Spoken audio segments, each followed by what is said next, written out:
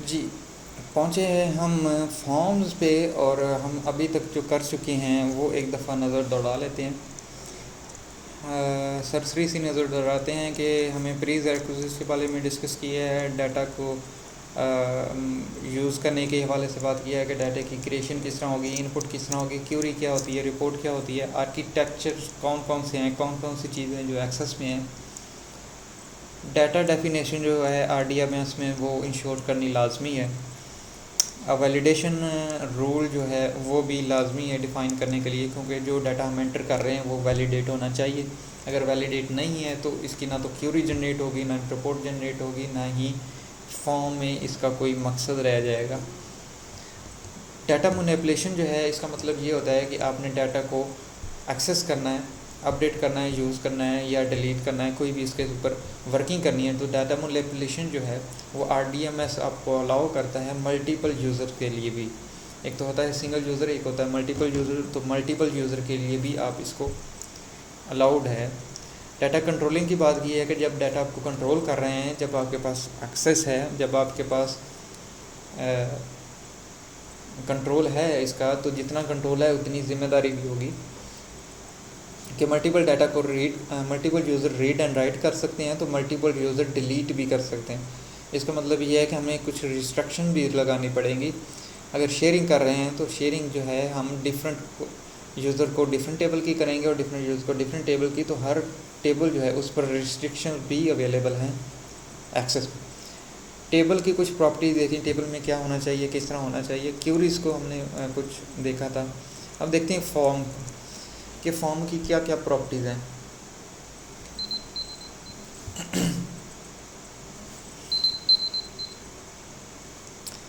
ठीक है जी। Form are use for entering, modification and viewing of data. Form जो है आपका होगा डाटा एंटर करने के लिए, मॉडिफिकेशन करने के लिए और रिकॉर्ड को व्यू करने के लिए। ठीक है, जो कि मैं पहले भी एक किसी लेक्चर में, किसी वीडियो में कह चुका हूँ कि फॉर्म जो है वो फिज़िकल या यूज़र रिप्रेजेंटेशन है टेबल की। आपने डाटा टेबल में एंटर करना है, टेबल में व्यू करना है, टेबल की मॉडिफिकेशन करनी है और करनी है फॉर्म के थ्रू। तो ये एक यूज़र फ्रेंडली फॉर्म होगा जिसको हम यूज़ करेंगे डाटा को एंटर करने के लिए, मॉडिफाई करने के लिए या व्यू करने के लिए। ठीक है, डिलीट करने के लिए इस्तेमाल कर सकते हैं, लेकिन उसके साथ फिर सिर्फ डाटा फॉर्म नहीं होगा, फॉर्म के साथ माइक्रो भी होगा। तो माइक्रो किस तरह काम करेगा वो हम अगले लेक्चर में देखेंगे किस तरह चलता है। ठीक है, the reason form are use so often is that they are an easy way to guide people toward entering data correctly. Mean ये कि अब यूज़र जो है वो नंबर की जगह पे ABCD ऐड करने की कोशिश कर रहा है, तो टेबल में वैलिडेशन जो है वो हम लगाएंगे, अवेलेबल होगी। लेकिन अगर किसी ईमेल फील्ड में डाटा ईमेल प्रॉपर ऐड नहीं कर रहा तो टेबल में वो फील्ड लग सकती है, लेकिन फॉर्म में वो वैलिडेशन जो है वो इजीली एक्सेसिबल होगी कि हम यूज़र को स्ट्रिक्ट करेंगे कि वहाँ पर ईमेल आईडी ही हो। अगर CNAC ऐड करवाना है तो CNAC उसी फॉर्मेट में हो जिसमें हमने अलाउ किया हुआ है। तो ये फॉर्म का मकसद बेसिकली ये होता है, एक तो यूज़र फ्रेंडली हो, दूसरा ये है कि जो डाटा इंटर किया जा रहा है वो करेक्ट हो। अगर करेक्ट डाटा इंटर नहीं होगा तो रिपोर्ट जनरेट नहीं होगी, रिपोर्ट जनरेट नहीं होगी तो उसका एक्सेस का फ़ायदा ही नहीं रह जाएगा। When you enter information into form in Access, the data goes exactly where the database designer want to। ठीक है, मतलब ये कि आप फॉर्म जब डिज़ाइन कर रहे होते हैं उस वक्त आप कुछ पैरामीटर डिसाइड कर रहे होते हैं कि ये डाटा जो है इस टेबल में लैंड करेगा, ये डाटा जो है इस टेबल में लैंड करेगा। कैसे? लेट्स से कि आपने बनाया है कस्टमर का टेबल, उसमें कस्टमर की पर्सनल इंफॉर्मेशन है। ठीक है, दूसरा टेबल आपने बनाया है आइटम्स का, तीसरा टेबल बनाया है प्राइसिंग का, चौथा है जी उसके स्टॉक्स का। तो ये चारों टेबल जो हैं हमने इनवॉइस के टेबल में कॉल करने हैं। ऊपर लिखेंगे इनवाइस में कस्टमर का नेम, जो कस्टमर के टेबल से आ रहा होगा वहाँ पे अपडेट हो रहा होगा, ठीक है। आइटम का डाटा वहीं से आ रहा होगा आइटम के टेबल से और वहीं पे अपडेट हो रहा होगा, प्राइसिंग ऑर्डर रहेगी।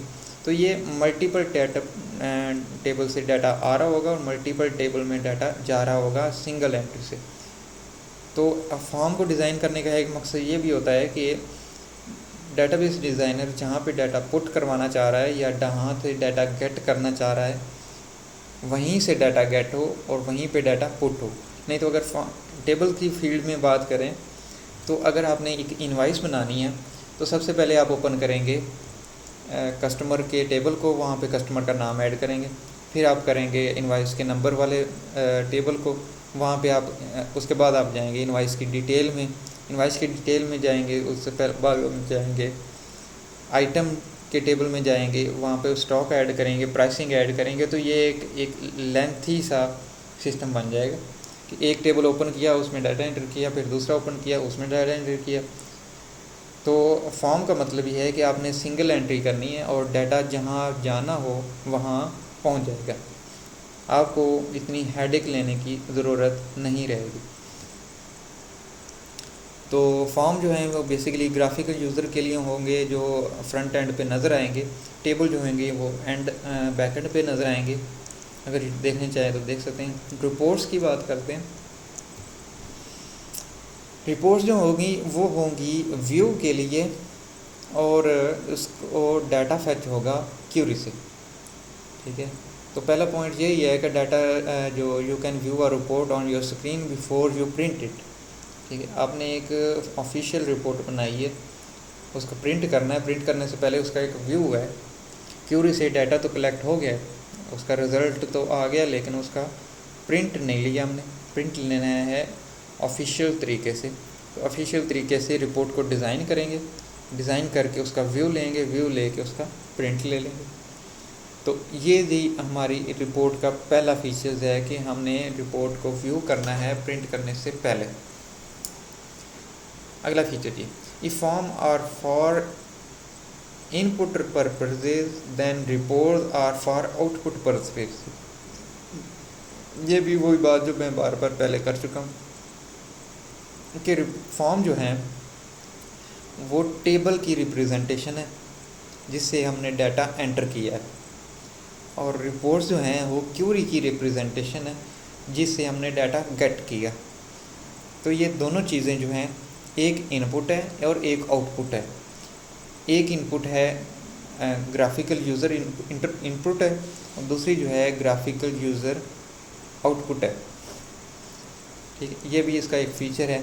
Anything you want to plan to print deserve a report whether it's a list a name address financial summary something है।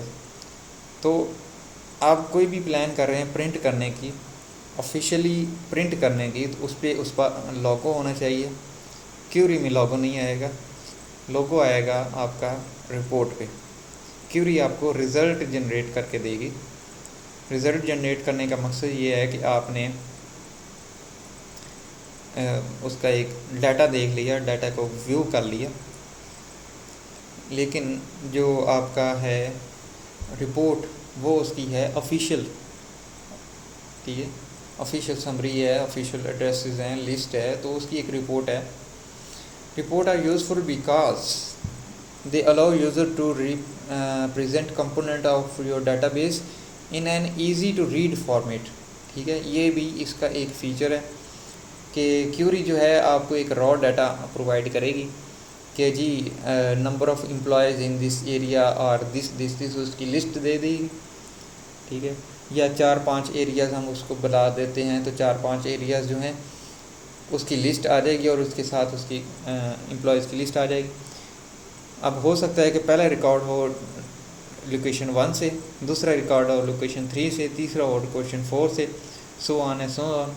लेकिन रिपोर्ट जो है उसमें ग्रुपिंग हो सकती है, ग्रुपिंग हम कर सकते हैं और इजी है।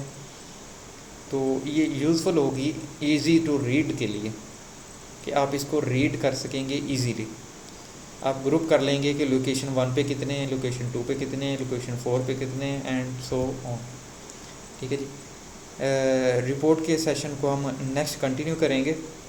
अभी तक ये इसको इतना ही क्लोज़ कर देते हैं। ओके।